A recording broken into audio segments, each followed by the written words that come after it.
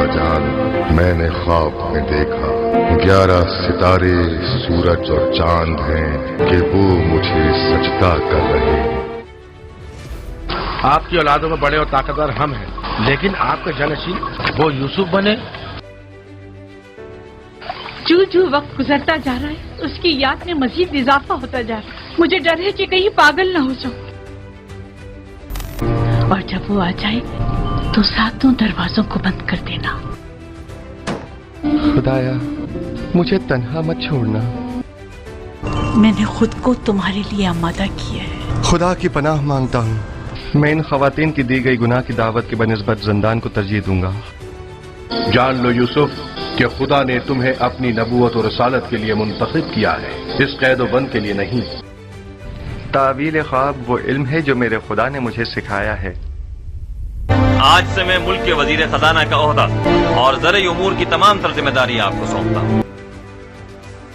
मुझे यूसुफ की खुशबू आ रही है। हमें तो कोई खुशबू नहीं आ रही है। यूसुफ को मरे हुए एक मुद्दत हो गई और आपको अब उसकी खुशबू आ रही है। मेरा यूसुफ मरा नहीं है, मेरा यूसुफ जिंदा है। सलाम बर यूसुफ नबी, सलाम बर वारिस नूह नबी, सलाम बर वारिस इब्राहीम खलील। हज़रत यूसुफ़ अलैहिस्सलाम जवानी के इस उम्र में बेमिसाल खूबसूरत चेहरे और हुस्न जमाल के मालिक थे। आप अलैहिस्सलाम के हुस्न के मुतालिक रसूलुल्लाह सल्लल्लाहु अलैहि वसल्लम ने फरमाया है कि हज़रत यूसुफ़ को इस दुनिया के कुल हुस्न का आधा हिस्सा अता हुआ था। जब कोई औरत आपके पास आती तो आप अलैहिस्सलाम अपने चेहरे को ढांप लेते ताकि वो औरत किसी फितना में मुब्तला न हो जाए। अज़ीज़ मिस्र की बीवी ज़ुलेखा हज़रत यूसुफ़ के हुस्न से बहुत मुतासिर थी। आहिस्ता आहिस्ता उसका दिल हज़रत यूसुफ़ की तरफ माइल होने लगा और वो आपकी आशिक हो गई। अब ज़ुलेखा ने यूसुफ़ अलैहिस्सलाम पर डोरे डालना शुरू कर दिए। उसने पहले तो इशारों किनायों में हज़रत यूसुफ़ अलैहिस्सलाम को अपने करीब करना चाहा, लेकिन अल्लाह ने हज़रत यूसुफ़ को इस शर से महफूज रखा। हज़रत यूसुफ़ ने उससे साफ कह दिया कि मैं अल्लाह से डरता हूँ और अपने मालिक अजीज़ मिस्र के साथ हरगिज़ ख़यानत करके उनकी एहसानों की नाशुक्री नहीं करूँगा। ज़ुलेखा खुद एक हसीन व जमील औरत थी और मिस्र के बड़े बड़े सरदार ज़ुलेखा के ख्वाहिशमंद थे। लिहाजा वो हैरान हुई कि उसकी ये पेशकश जिसके लिए लोग जान देने को तैयार रहते हैं, ये अदना सा गुलाम क्यों कर ठुकरा सकता है। इस तरह हज़रत यूसुफ़ का इनकार ज़ुलेखा के लिए उसके अना का सबब बन गया और इस इनकार ने उसके इश्क के अंगारों को मज़ीद भड़का दिया। आखिरकार शैतान ने अपना सबसे बड़ा दाव चला और एक रात ज़ुलेखा ने हज़रत यूसुफ़ अलैहिस्सलाम को अपने हुजरे में बुलाया। आप पहले ही समझ गए कि इस तारीक रात में उन्हें हुजरे में तलब करने का क्या मकसद है, लेकिन बहरहाल आप एक ग़ुलाम थे और अपने मालिक की बीवी के हुक्म से इनकार न कर सकते थे। लिहाजा हज़रत यूसुफ़ ने अल्लाह पर तवक्कल किया और ज़ुलेखा के हुजरे की तरफ बढ़े। ज़ुलेखा अपने कमरे में खूब बनाव सिंगार करके तैयार थी। जब हज़रत यूसुफ़ हुजरे में तशरीफ़ लाए तो उसने दरवाज़े बंद कर दिए। उसने इस तन्हाई में हज़रत यूसुफ़ को लुभाने की कोशिश की और आप अलैहिस्सलाम को ज़ना की दावत दी।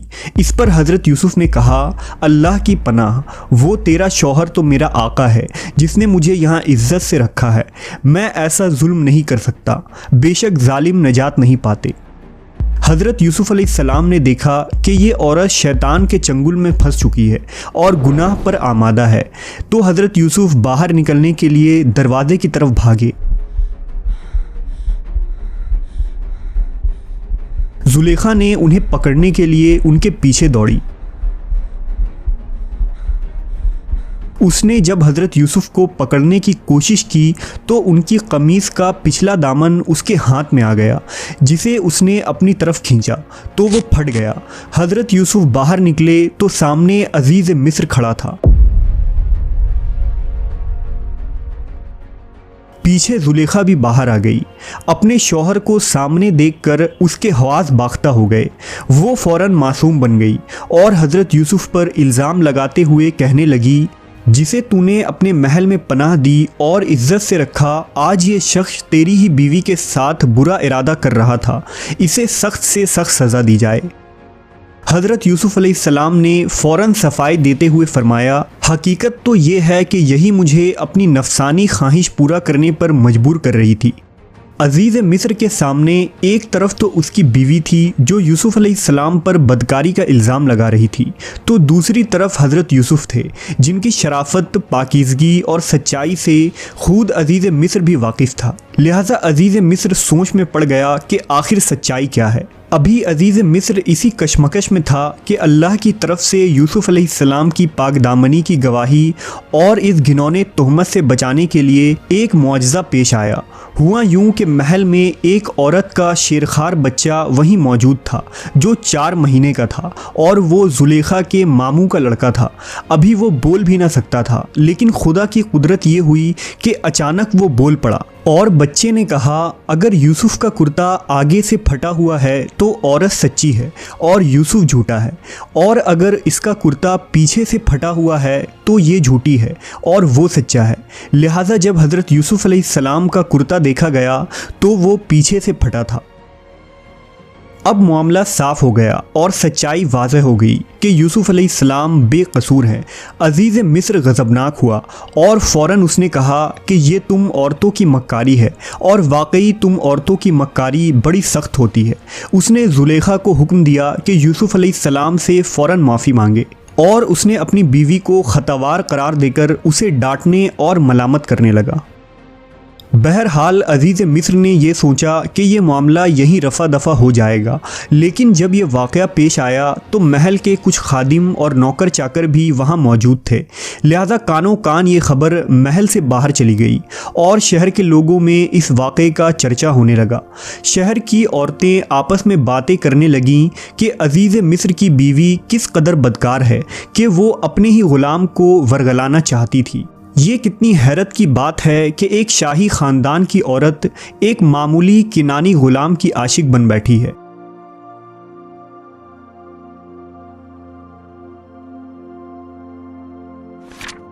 जब जुलेखा को इन बातों की खबर हुई तो वो बहुत परेशान हुई और सफाई देने के खातिर उसने मिस्र की तमाम मुअज़्ज़िज़ ख़वातीन को महल में आने की दावत दी।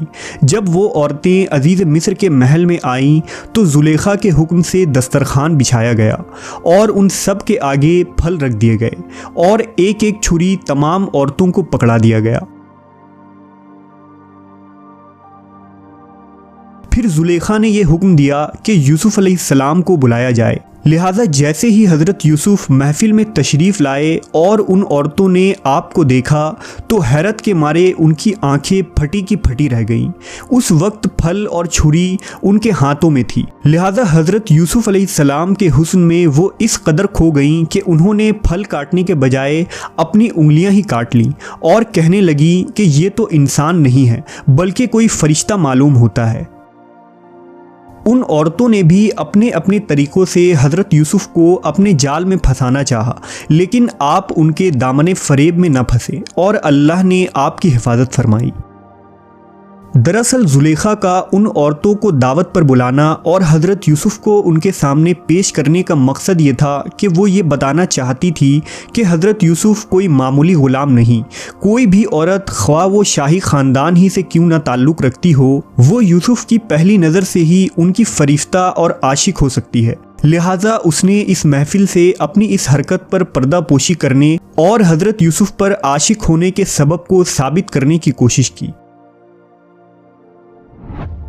अब हुआ यूं कि आहिस्ता आहिस्ता हज़रत यूसुफ़ अलैहिस्सलाम के हुस्न के चर्चे पूरे मिस्र में आम हो गए और बड़े बड़े सरदारान की औरतों का पैगाम हज़रत यूसुफ़ के लिए आने लगा। औरतें हज़रत यूसुफ़ की एक झलक के लिए अपना सब कुछ कुर्बान करने को तैयार थी। इसी तरह उन मिस्री ख़वातीन ने कई बार आपसे ज़िना करने की भी ख्वाहिश की। जब इस तरह के वाक़यात बढ़ने लगे तो वुज़रा, सल्तनत के अरकान और जुलेखा ने अजीज़ मिस्र को ये मशवरा दिया कि हज़रत यूसुफ़ अलैहिस्सलाम को कैद खाना भिजवा दिया जाए। लिहाजा बिना किसी जुर्म और ख़ता के हज़रत यूसुफ़ अलैहिस्सलाम को अजीज़ मिस्र के हुक्म से जेल में कैद कर दिया गया। जब आप जेल पहुँचे तो अल्लाह के बारगाह में फरमाया कि ए अल्लाह, ये कैद खाना की कोठरी मुझको उस बला से ज़्यादा महबूब है जिसकी तरफ जुलेखा और वो मिस्री ख़वातीन मुझे बुला रही थी।